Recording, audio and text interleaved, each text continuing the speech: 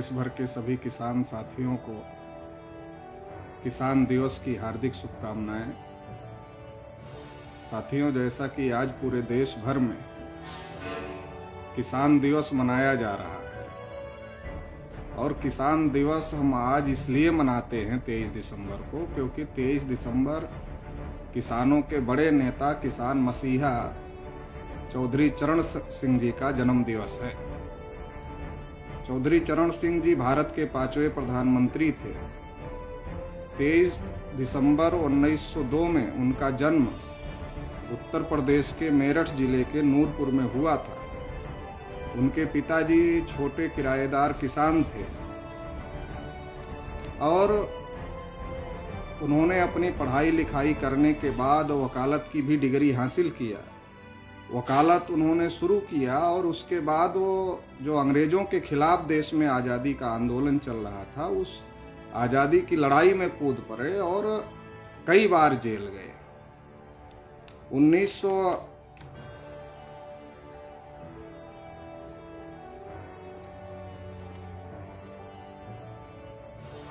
1928 में उन्होंने गाजियाबाद से वकालत शुरू किया और 1937 में पहली बार वो चुनाव लड़े और पहली बार ही चुनाव लड़ करके विधायक चुने गए।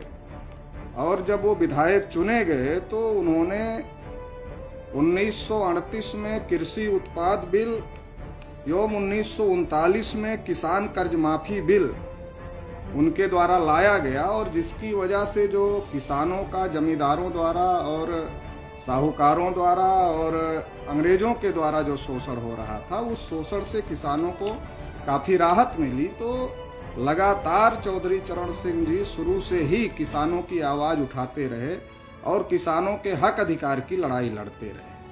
केवल किसानों की आवाज़ ही नहीं, बल्कि इसके साथ साथ उनका ध्यान सबको प्रतिनिधित्व मिलना चाहिए, सबको नौकरियों में भागीदारी सुनिश्चित होनी चाहिए, मतलब रिजर्वेशन को लेकर के भी उनके विचार स्पष्ट थे। 1947 में उन्होंने एक लेख लिखा और उस लेख में उन्होंने लिखा कि सरकारी नौकरियों में किसान संतानों को 50% रिजर्वेशन मिलना चाहिए।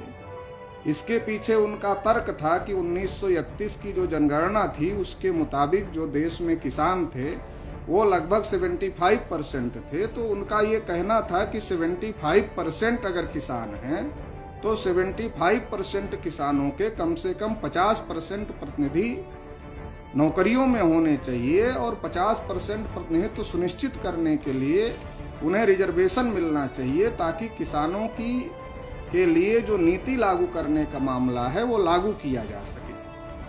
उनका ये भी कहना था, स्पष्ट रूप से उन्होंने अपने लेख में लिखा कि ये जो रिजर्वेशन की बात है ये कोई गरीबी अमीरी का मामला नहीं है, बल्कि ये प्रतिनिधित्व का मामला है।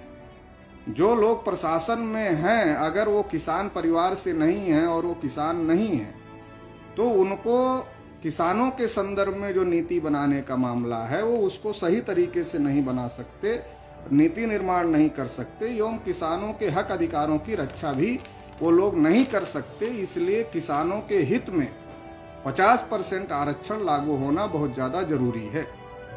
इसी के साथ उन्होंने मेरिट की बात को भी नकारा और मेरिट की बात को नकारते हुए उन्होंने लिखा कि ये कैसी मेरिट है जिसे अपने कुछ चुनिंदा आधारों पर तय की गई है, जिसमें ना संपूर्ण ज्ञान की परीक्षा हो सकती है और ना ही समान रूप से मूल्यांकन।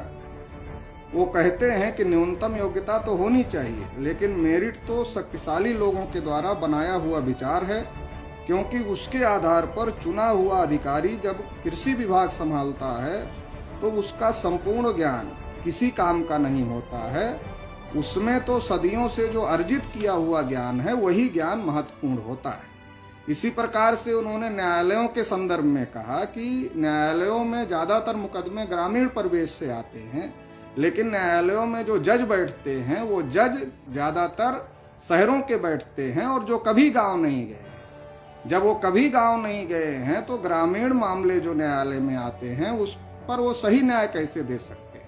इसके आगे भी वो अपने लेख में कहते हैं कि कोई भी व्यक्ति पूर्णता निरपेक्ष नहीं हो सकता है, इसलिए सभी वर्गों का केवल नौकरियों में ही नहीं, सभी विभागों के बल्कि न्यायपालिका में भी सभी वर्गों का संख्या के अनुपात में प्रतिनिधित्व सुनिश्चित होना चाहिए।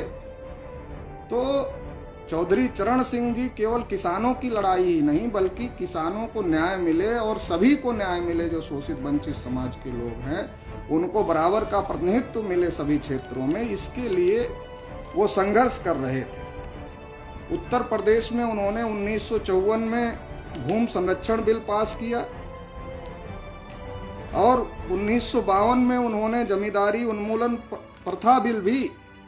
प्रथा उन्मूलन बिल भी पास किया, जिसकी वजह से जो खेतिहर मजदूर थे, जो श्रमिक थे, जो भूमिहीन थे, उनको जमीन मिली और जमींदारी प्रथा का उन्मूलन हुआ। जब उन्होंने ये बिल पास किए तो जो पटवारी लोग थे उन लोगों ने इस्तीफा सामूहिक रूप से दे दिया।